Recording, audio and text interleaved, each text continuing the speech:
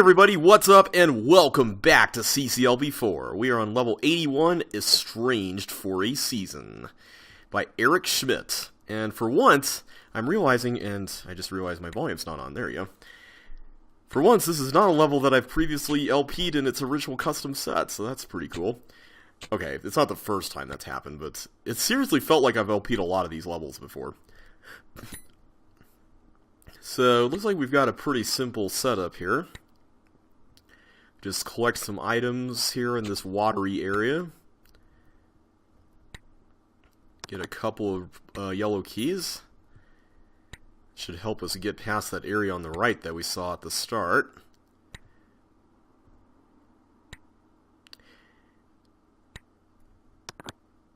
Okay, so we can't really get down there where all those fireballs are cloning like that, particularly since we don't have green keys. Alright, what's going on here? We gotta get some, we gotta get a block over to the red key area. We can't get one to the green key, though. That's kind of a bit of a shame. Alright, looks like we're going to have to approach this one from down here. There we go. Okay.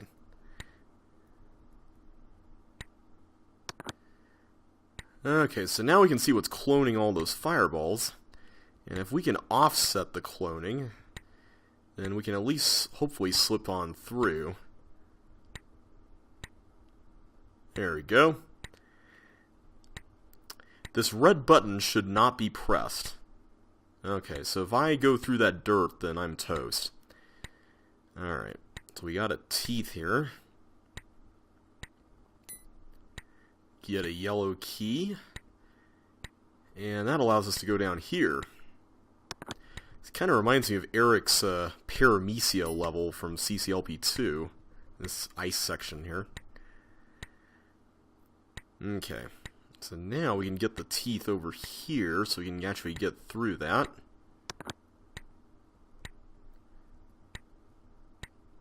Okay, let's just put them up there for now. We could take them down here, which I think is the intended method. There you go. Alright, so now we've got flippers, and that can help us with the green key issue up here. But the question remains, how do we get past that glider? And to do that, we're going to need to work on syncing up these fireballs so that the toggle buttons effectively don't get pressed anymore. So let's see if we can do that. There we go. So now we can actually get down through here with the green keys, which is nice. I really love this concept a lot. I think it's really neat. Alright, there we go. So let's turn that off and get the chips. And we can now get to the exit area, which should be up here. There it is. And that's the cloner that would have activated had we pushed that red button. So that is Estranged for a Season. Definitely a really top-notch level. I like that one a lot. It's a really neat puzzle. Okay, speaking of puzzles, we have Puzzle Box, level 82. And this was from Chip 56, which was a really old Let's Play. And designed by Henry Potts. And you can see the objective here. We need to get those 4 blocks into that exit area.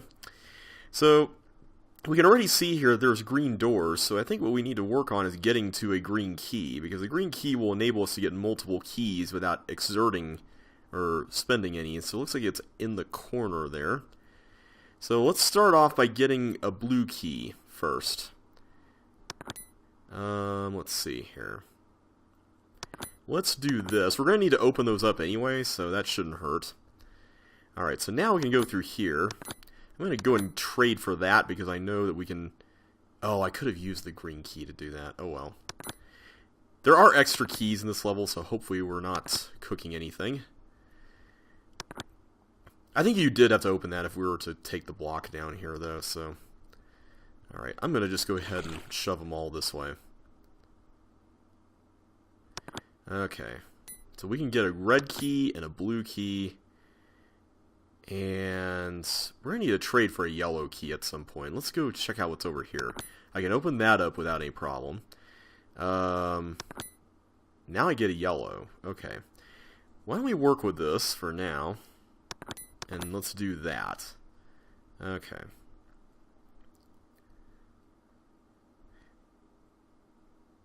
There's multiple ways to solve this, but I'm trying to be careful, and I realize I can do that.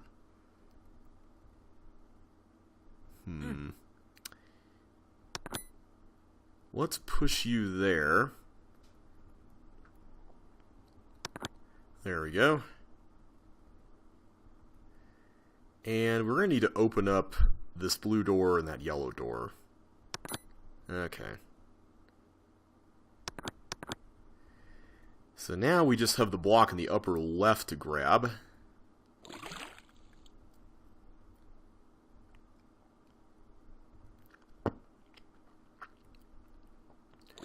And we're kind of running a little short on keys, so we're going to hopefully get some...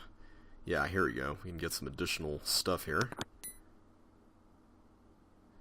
Alright. First of all, is there any way I can carry that through all the way over? I think the answer is yes. If we have 2 red keys, that shouldn't be a problem.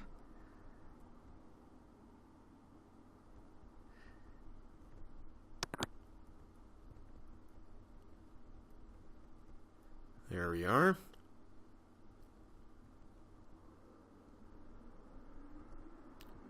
And there we go.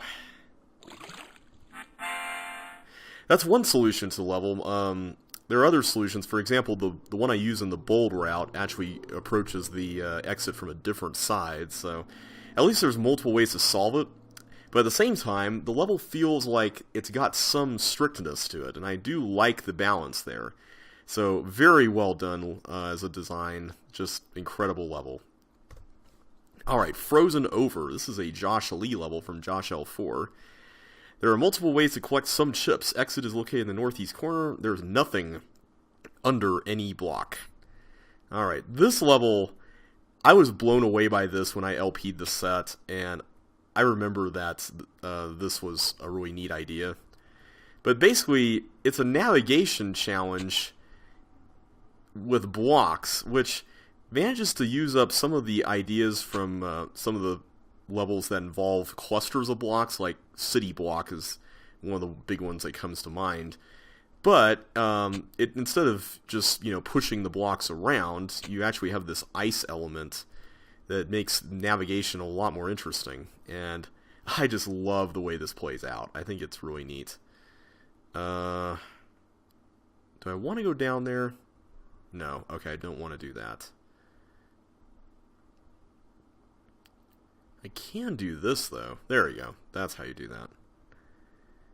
So yeah, navigating some of this stuff, it's really interesting because I don't believe that there's any unfair positions that the level actually puts you in. You just have to work with what you're given. And yeah, there's nothing there. Alright, so we've got 4 chips left to grab. Alright, there's one in there, but that's going to be a bit of a challenge to get into. Let's see where we can approach that from. Okay, we can definitely go in there. You can use some half weights in links to get through stuff like the path if you were to go through this from the right side and on the go toward the left there. But I'm not going to do that. I'm trying to remember how you do this one. I think you have to do it from the beginning. I think that's how you have to do that. Alright, I'm going to backtrack here if I can find my way out. And I must have half-weighted there. Did not mean to do that. Alright, let's, first of all, before we do anything else, I'm going to go ahead and get this. There we go. It's not really that hard. So one of the things that came up during the assembly for the set, so I don't think I've even mentioned this yet, but I was sort of on the staff for this set. I was there for the very beginning and the very end. I was not around during voting, so I didn't really want to know how voting was going, but then I kind of came back almost sort of reluctantly. I didn't really want to know what the set was like before it came out, but the staff was wondering what we did for CCLP1 and 3 and all that, so I was like, you know how sometimes you do dumb things and you don't realize they're dumb things until it's too late? Yeah, that's one of those. So yeah, the staff was wondering, okay, you know, what wisdom can JB give us? And so I was like, okay, I'll come back, you know. So I'm glad I did, though, you know, even though I wanted to see the set blind. I'm still hoping, you know, okay, so here's my hopes. When we do CCLP5, and I really hope we do CCLP5, preferably after we make a set for CC2 one day. Whenever we do CCLP5, I really hope beyond hope that I can see it blind for once. That would be great. I would love that experience. Because I haven't had that experience since CCLP2. Like, if I'm looking back on everything accurately, that was the last set where I actually got to see everything blind upon release. And that was so much fun. I can't tell you just how much fun that was. Part of it was because I didn't really solve all the levels beforehand, you know, in their own individual custom sets. And that's something I'm kind of working on. Like, I really don't want to optimize levels beforehand, because I feel like that kind of ruins the experience for other people. And in my next Chips Challenge Let's Play, which I've already recorded, I'm actually going to talk about that a little bit more. But anyway, getting back on topic with what we were talking about like 10 minutes ago, one of the things that came up for this level when we were talking about the changes we wanted to make to levels post-voting was the time limits. Because the time limit of the original version of this was really strict. And if you don't know how to navigate this kind of maze, it can be kind of a little bit daunting. But I'm pretty happy with the time limit that we ended up with. I think it works out pretty well. It's really reasonable. Alright, there we go. So that was Frozen Over by Josh Lee. Alright, this is a level that I'll hopefully be able to solve in the first try, because I recently optimized this in Lynx, which was really, really fun. Forsythia, excuse me, whoa. Forsythia, I believe is how you pronounce it. I don't think it's Forsythia. But we have this cool Sokoban here at the beginning. So we need to get this tank button pressed, and we do this by going through this teeth mechanism here. But you can only do that by collecting these pairs of fire boots like this. And I love this idea. It's really neat. Oh, by the way, this is Tyler Sontag's level. I forgot to mention that. Kind of important detail there. Alright, so let's come in from here. There we go. But yeah, you just have to keep repeating this process, and this kind of reminds me a little bit of, in Josh L7, there was something very similar to this, and I forgot the name of the level, but I think it was called, like, Wanderlust, or, no, Blunderlust was the name of it. Was it Blunderlust? But there's a section with flippers, and it was very similar to this. Alright, so we need to get some blocks in this area, but in order to do that, I'm going to need to split the monsters up here. So fireballs are going to need to get to the red key over down there, because they can go through the fire. But Paramisa can get rid of the bombs for us, so I'm going to need to separate the two here.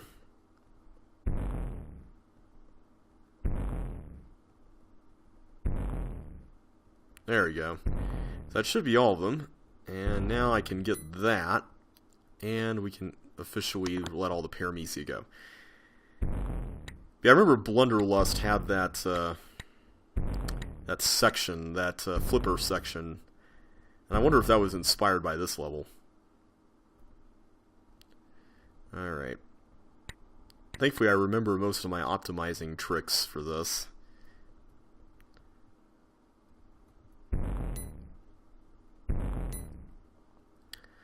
Alright, we're almost there.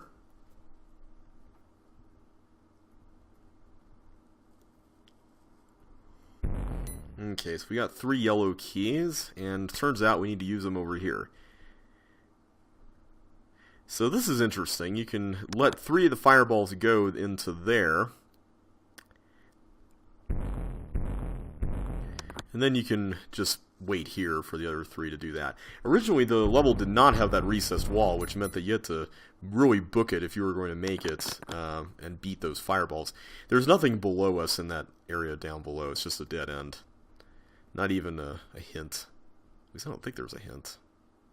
Yeah, I'm pretty sure there's nothing there.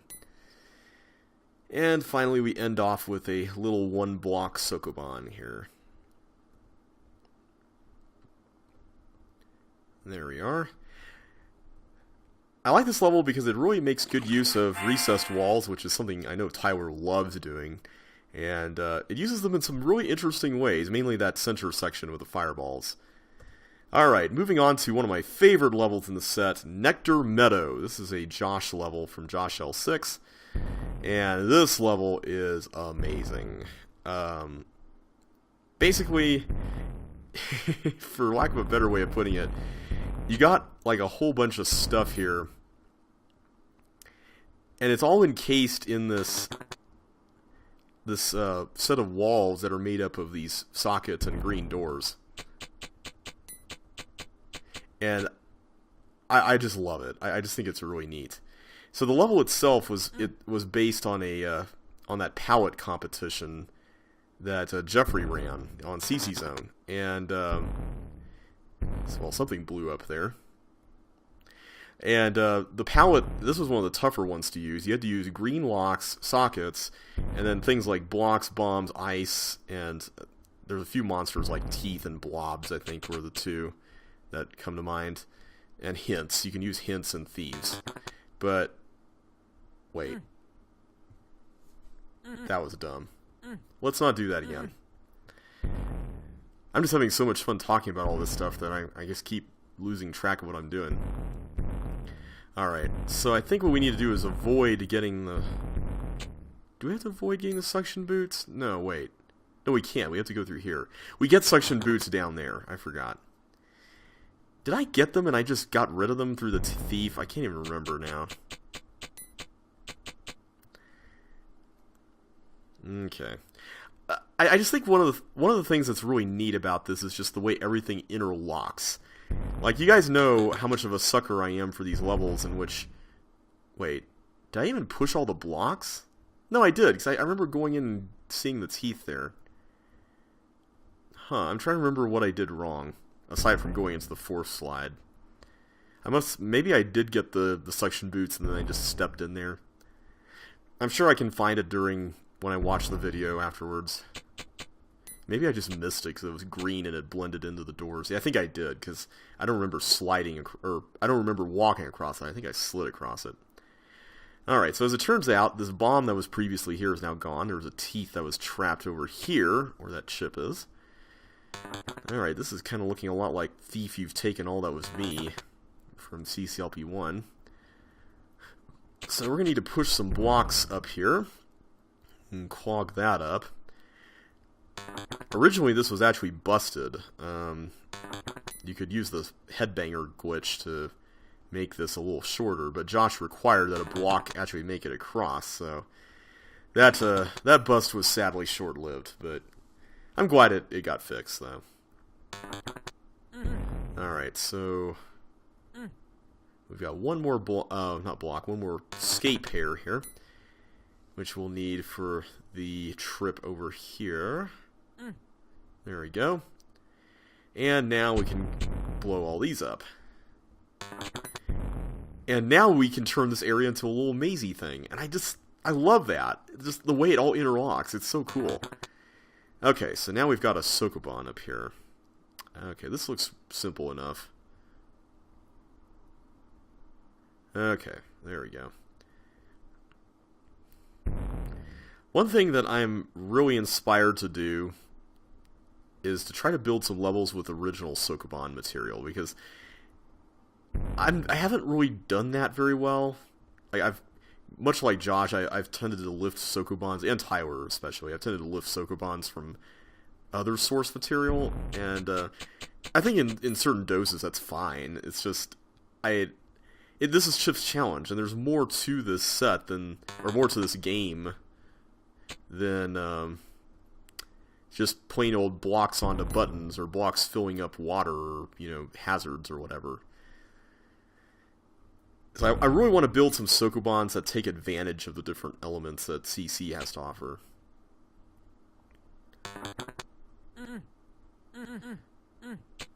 Why I'm feeling this way, well, that's a topic for my next Let's Play. And you'll hear more about it when I get to that. Alright. There's no real purpose to these hit tiles other than to add to the aesthetics. Well, that's cool. I like aesthetics. And we're done! Alright. Moving on to Cypress. Alright. This was a level that got a lot of publicity once CCLP4 was released. Especially after that was released. Mainly because it didn't make it into the set. And it did fairly well in voting. But there was another level that involved a very similar concept that did even better. And so we were like, well, at the time I kind of wanted to feature a wide variety of stuff. So, let's see, how do I do this? I have to get the block onto the slide, right? Let's figure this out. Okay, there we go. So, I'm glad it made it into this set, though, because I think it really works well for CCLP4. But yeah, Tyler was... who made this level, he was like, hashtag justice for Cypress, and, you know, stuff, and it kind of became an inside joke in the community, which was pretty cool. It is possible to bang into the fireball if you time that really terribly, like, just push the block against it, but, yeah. I think you do that. I forgot how to solve this one, to be honest. Oh, was I supposed to get the fireball into the... Uh-oh. I think we made a mistake. Yeah. Because I can't get through the trap. Okay.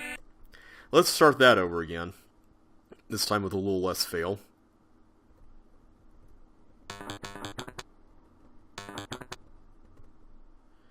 Okay.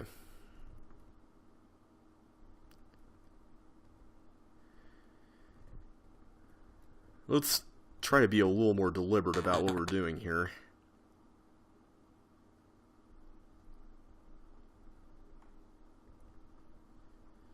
Okay, so I can get in there. Okay, I see now. Let's do that.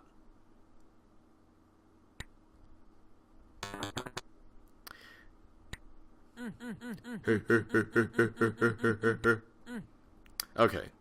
Now we can... How are we going to get these out? I guess we can do that. Although now the fireball won't be able to hit that. I forgot how to do this, guys. Not ashamed to admit it. I totally forgot how to do this. I can't turn the block around. No, because if I push this onto the slide, I'll be trapped there. So that's not going to work.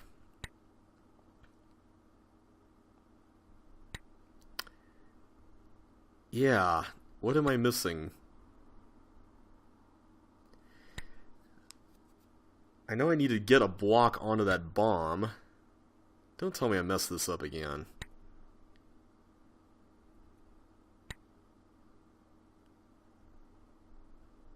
Okay, if I push that up there...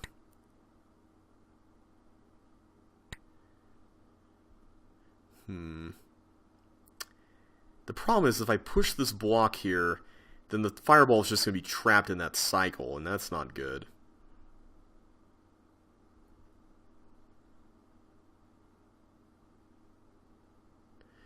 I'm trying to remember how to solve this. I honestly don't remember this one.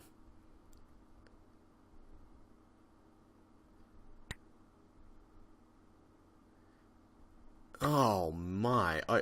Oh wait. Wait. Do I just send the fireball up through there to free the block? Duh. Wow. Yeah. I'm an idiot. Okay. So now we got that done, finally.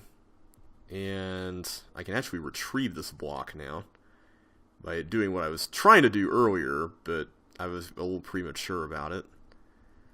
Alright, so what do we do with this, if anything?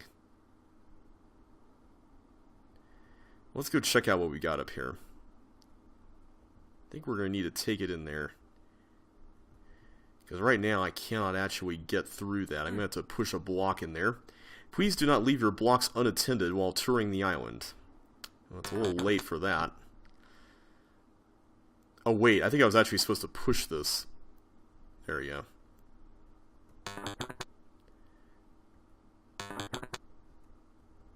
You can actually catch that mid-slide, but I did not.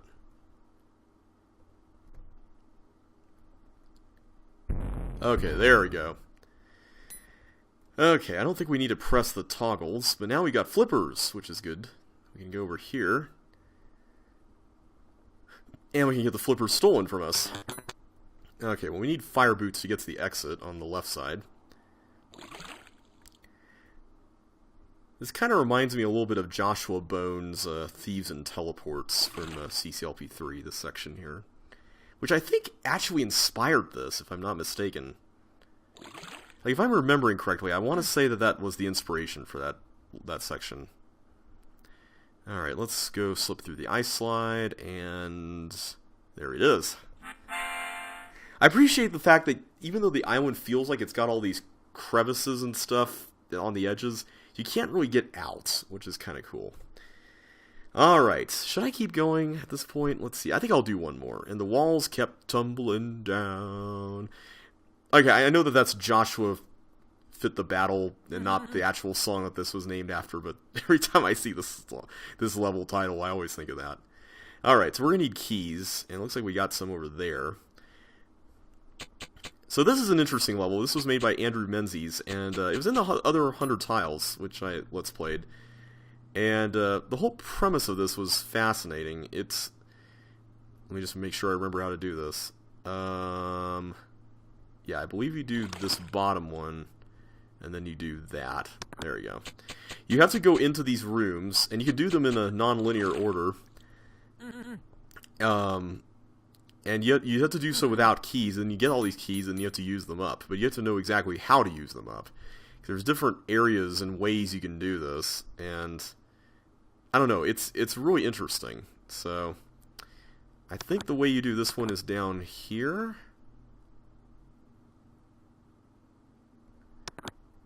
Let's do that. I know you have to use 3 on one side and 1 on the other side for this one. Alright, I think, yeah, there we go. That's really simple. Okay. This section, I believe, was inspired by Dynamite from CCLP1, which is an awesome level. Alright, so we just need 2 blocks, because we got a whole sea of blocks over there to use. Definitely a little bit easier than Dynamite. Alright, there we are. Alright, 1 section to go. Hopefully we don't mess up here. Alright. I definitely remember this being interesting, because you had to set up this nail here. I kind of wish there was a section where you had to do some sort of nail relating to the keys you collect in the room, even though that may be a little mean. But, I could see that being a really interesting puzzle to unravel. Alright, I'm trying to remember how to do this. I think it's just, yeah, there we go. This is another good use of blocks in clusters to form a puzzle that involves navigation. I really love the concepts in the level and the way they're arranged. I thought that was really neat. Okay, I know I've been doing like even numbers of levels in these videos, but I think I'm going to stop here. I think I'm going to break the cycle here and just stop at this point. And next time, we're going to start with Empty Rooms, which is its Tyler Sontag level, but we're going to do that in the next video. So until then, guys, thanks so much for watching. Hope you all enjoyed yourselves today, and I will catch you on the flip side.